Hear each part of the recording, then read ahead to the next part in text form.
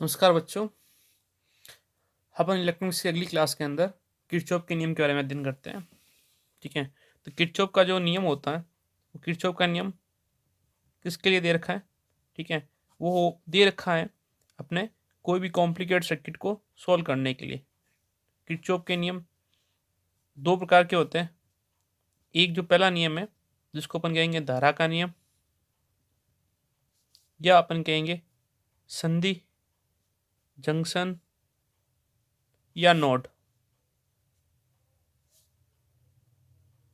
ठीक है, और या अपन शॉर्ट में इसको कहेंगे केसीएल।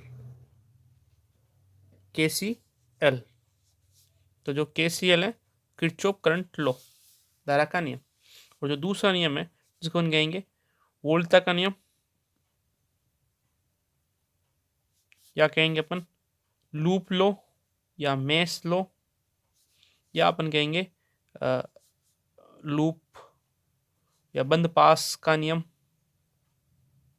जिसको अपन शॉर्ट लेंगे केवीएल, किरचॉफ वोल्टेज लॉ।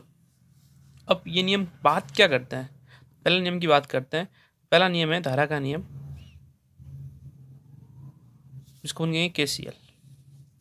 पहला नियम कहता है संधि के लिए, ये नियम संधि के लिए, नोड के लिए। ठीक है, तो नोड के लिए तो किसी भी विद्युत परिपथ के अंदर, किसी भी विद्युत परिपथ के अंदर जहां पर नोड उपस्थित है, उस नोड के बारे में ये बात कर रहा है नियम। जैसे ये कोई नोड है, इस नोड के अंदर कोई धारा आ रही है, कोई धारा जा रही है, कोई धारा प्रवेश कर रही है, कोई वापस निर्गत है और वापस कोई प्रवेश कर रही है। तो जो धारा का नियम है वो धारा का नियम कहता है कि संपूर्ण नहीं, किसी भी विद्युत परिपथ के अंदर संधि पर संपूर्ण धारा का बीजगणितीय योग क्या होता है? शून्य होता है। ठीक है, ये बच्चों आप पढ़ चुके हैं वैसे 12th क्लास के अंदर, फिर भी वापस आपको 12th पढ़े हुए 2 साल हो गए। ठीक है, तो इसको याद दिलाने के लिए अपन आगे देखते हैं कि ये किस तरह से यूज आएगा। आगे अपन इस नियम का बहुत यूज करेंगे। तो जो संधि नियम है उसको ढंग से देख लेना कि संधि नियम क्या कहता है कि जो बीजगणितीय योग होता है, यहाँ पे जो सिग्मा ई है वो बीजगणितीय योग है किसका? धारा का। वो क्या होगा? शून्य होगा।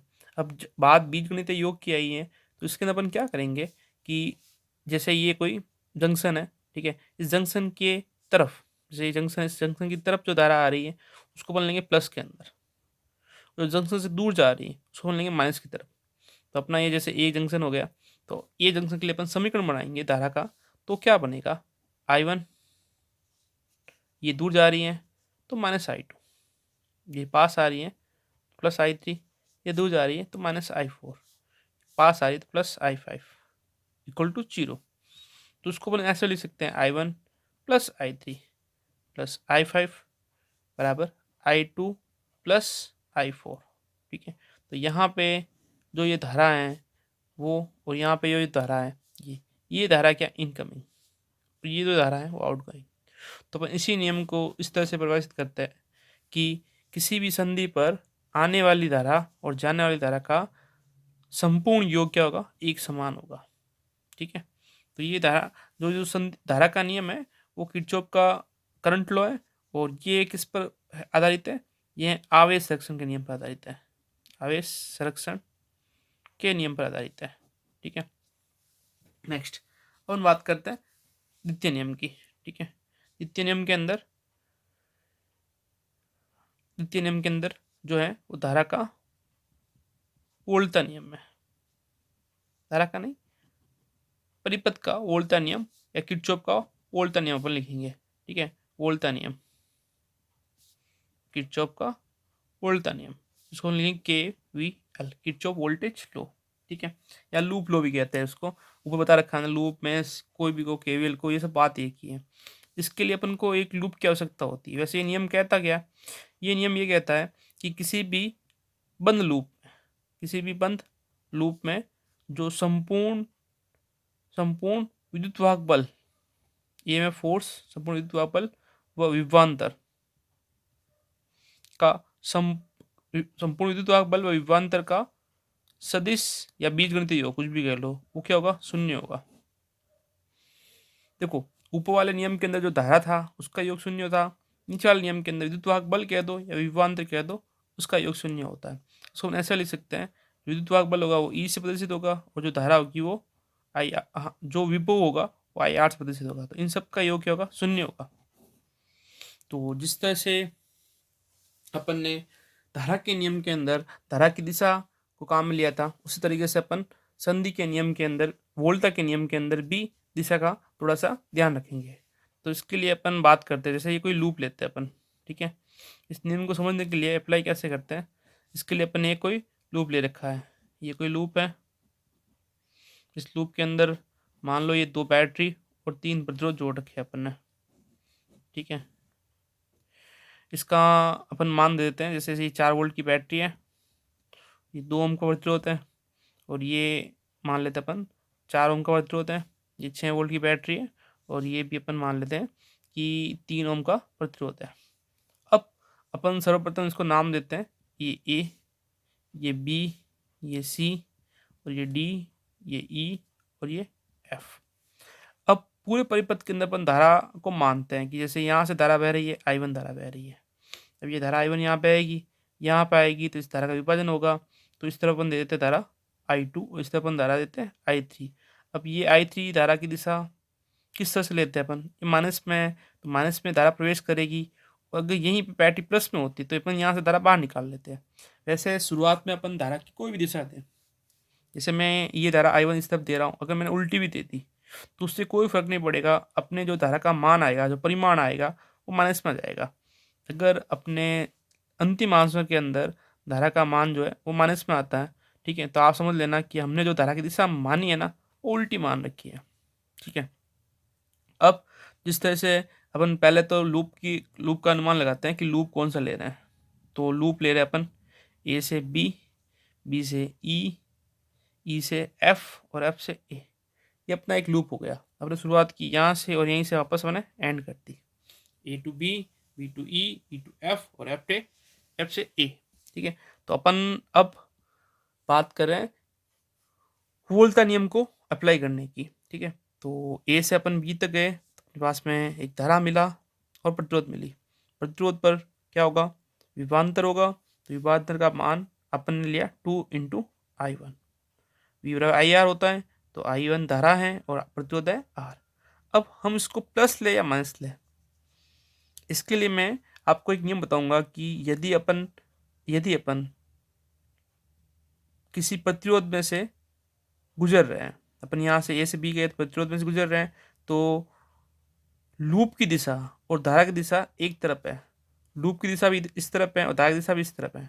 तो उस केस में अपन क्या करेंगे, विभवांतर को माइनस लेंगे, और उल्टा हो, लूप की दिशा और धारा की दिशा एक दूसरे विपरीत हो, तो इस केस में अपन क्या लेंगे, विभवांतर को प्लस लेंगे, ठीक है। तो आप ऐसे याद रख सकते हो, साथ साथ में धारा चल रही है तो घट जाएगी, और अगर विपरीत तरह से आ रही है, सामने से जुड़ रही है, तो धारा का अपन योग कर लेंगे। धारा का योग नहीं, मतलब वो विभवांतर का ही योग है, लेकिन अपन को धारा के दिशा के अनुसार उस विभवांतर का मान लेना होता है। तो यहाँ अपन साथ साथ में जा रहे हैं, तो अपन क्या करेंगे, धारा का विभवांतर को माइनस में लेंगे। ए से बी आ गए, धारा जा रही है, अपन ने क्या ली, माइनस में ली। बी से अपन आए ई, तो ई बी से ई ब्रांच जो है, उस ब्रांच में भी क्या हुई, धारा साथ साथ में जा रही है, तो इसको अपन लेंगे माइनस में, -4I2। अब अपन आगे पहुंचे ई से एफ, तो ई से एफ अपने पास कुछ भी नहीं है, ठीक है ना, यहाँ कुछ भी नहीं है, तो अपन कुछ भी नहीं लेंगे, और एफ से अपन आ रहे ए। जब अपन एफ से अपन ए आए, तो यहाँ पे कोई प्रतिरोध नहीं है, यहाँ पे क्या है, वोल्ट का स्रोत है। तो वोल्ट का स्रोत के लिए अपन एक नियम काम लेंगे कि अगर वोल्ट का स्रोत है तो जिस सिरे से अपन बाहर निकल, जैसे अपन एंटर तो यहाँ पे माइनस से हुए हैं, और जो एग्जिट होंगे वो कहाँ से होंगे, प्लस से होंगे। तो अपन जिस सिरे से बाहर निकल रहे हैं उसका अपन चिन्ह लेंगे, तो +4 वोल्ट = 0। वापस ए पे आ गए, आगे कुछ भी नहीं है, तो इस समीकरण को इस तरह से लिख सकते हैं, 4 वोल्ट बराबर 2I1 + 4I2, ठीक है। ये अपनी समीकरण 1 हो गई। नेक्स्ट, अब अपन अगला लूप लेते हैं। वो लूप कौन सा अपना, बी से सी, सी से डी, डी से ई, ई से बी। देखो हम लूप का कोई भी चयन कर सकते हैं, जैसे मैं आपके लिए जैसे बी से ई करता हूँ लूप, चलो ये लूप नहीं मान के अपन ये लूप मान लेते हैं, उससे कोई फर्क नहीं पड़ेगा। बी से ई मान लिया, ई से डी मान लिया, डी से सी मान लिया, सी से वापस बी मान लिया, तो उससे अपने किसी भी मान पे कोई फर्क नहीं पड़ेगा, क्योंकि अपन को चिन्ह उस हिसाब से काम लेने होते हैं। अब जैसे अपन में बी से ई आ रहा है, बी से जब ई आएंगे तो धारा साथ साथ में जा रही है, तो मैंने क्या बताया, जब धारा साथ में चलती है तो अपन माइनस में लेंगे, -4i2। ई से डी आ रहे हैं, अब डी से सी गए तो क्या आएगी, धारा प्लस के अंदर 3i2, i3। और अपन यहाँ पे आ रहे हैं, यहाँ पे सी से बी आए तो अपन को एक बैटरी मिली, बैटरी ये 6 ओम नहीं, 6 वोल्ट है, ठीक है। तो यहाँ पे अपने जो बैटरी की का रहेगा वो माइनस में रहेगा, क्योंकि अपन माइनस से बाहर निकल रहे हैं, तो -6 वोल्ट इक्वल टू 0। अब अपन ने क्या किया, यहाँ पे 6 को उस साइड में ट्रांसफर कर दिया, और यहाँ पे अपन लगा 3i3 -4i2 बराबर 6। ये समीकरण 2 है। अब ये जो दो समीकरण आए, इनके अंदर अपने पास में 3 अज्ञात पद है, एक i1 का, एक i2 का, एक i3 का। तो अपन जो अपना पहला नियम है संधि का नियम, उस संधि के नियम को लागू करते हैं। इस परिपथ में आप देखोगे तो आपको संधि मिलेगी, 2 संधि मिलेगी। एक तो हो सकती है बी, जहाँ पे ये तीनों धाराएं बता रही है, i1 i2 i3। एक हो सकती है ई, तो ई पे अपन ने धारा बताई नहीं है तो उसके लिए बतानी पड़ेगी, तो ये i3 और ये यहाँ से अंदर प्रवेश करिए तो ये i1। तो अपन बी ले लेते हैं, ठीक है ना। तो अपन ने नोड लिया है, संधि ली है, वो संधि क्या लिए, वो लिए बी संधि लिए। तो बी संधि पे जो धारा आ रही है, वो धारा क्या आ रही है, वो धारा i1 धारा प्रवेश कर रही है। तो अपन ने क्या कहा कि जो धारा प्रवेश करेगी उसको अपन प्लस में लिखेंगे, तो ये धारा प्लस में i1, और ये बी से i2 धारा बाहर निकल रही है तो -i2, और ये i3 भी क्या रही, बाहर निकल रही, तो -i3 इक्वल टू 0। तो इससे अपने पास में i1 का मान आ गया i2 प्लस i3, ठीक है। आने वाली धारा i1 और जाने वाली धारा i2 प्लस i3। तो ये अपना तीसरा समीकरण आ गया। तो अपने पास में एक समीकरण ये है, एक ये है और एक ये है। अब हम क्या करेंगे, इस i1 का मान इस समीकरण 1 में रखेंगे, तो इससे क्या मिलेगा अपन को, इस अपन समीकरण 1 और समीकरण 3 को हल करते हैं, तो 4 2 i1 का मान क्या है, i2 plus i3 plus 4i2। तो जैसे अपन इस समीकरण को ओपन करेंगे, 2i2 plus 2i3 plus 4i2, ये हो जाएगा 6i2 प्लस 2i3। अब ये भी समीकरण अपना i2 और i3 के अंदर है, ये भी समीकरण अपना i2 और i3 के अंदर है। आप इन दोनों को आराम से हल कर सकते हो। कैसे हल कर सकते हो, जैसे यहाँ 6i2 है, यहाँ 4i2 है। आप क्या करो, आपने जो 11th क्लास के अंदर जो 10th क्लास की मैथ्स के अंदर पढ़ रखे हैं एलिमिनेशन रूल, एलिमिनेशन रूल से आप इन दोनों समीकरण को एलिमिनेट कर सकते हो, और इसमें से i2 या i3 आपका किसी का मान निकाल सकते हो। जैसे आप इसको समीकरण क्या करो, 2 से मल्टीप्लाई करो, और इसको 3 से मल्टीप्लाई करो। 3 से मल्टीप्लाई करोगे तो i3 हो जाएगा 6, और यहाँ 2 से मल्टीप्लाई करोगे तो i3 हो जाएगा 6। अब दोनों का क्या करो, अंतर कर लो, तो इससे i3 धारा एलिमिनेट हो जाएगी, और अपने पास बची i2 का मान। तो अपन इन दोनों समीकरण को हल करके i2 का मान निकालेंगे, और i2 का मान आते ही अपन उसको अपन रखेंगे, किसी समीकरण रख दो, 3 में रखो या 2 में रखो, ठीक है। तो गणित प्रक्रिया आराम से कर सकते हो, ठीक है। अपन इसका एग्जाम्पल नेक्स्ट नेक्स्ट वीडियो में देखते हैं। यहाँ पे अपन इसको सॉल्व करेंगे तो लंबा हो जाएगा थोड़ा सा, ठीक है। तो नेक्स्ट वीडियो में अपन एक केवीएल का क्वेश्चन लेते हैं, जिसके अंदर अपने केसीएल केवीएल दोनों अप्लाई होगा, ठीक है, जिससे अपन किरचॉफ के लॉ को संपूर्ण एप्लीकेशन सीख सकते हैं।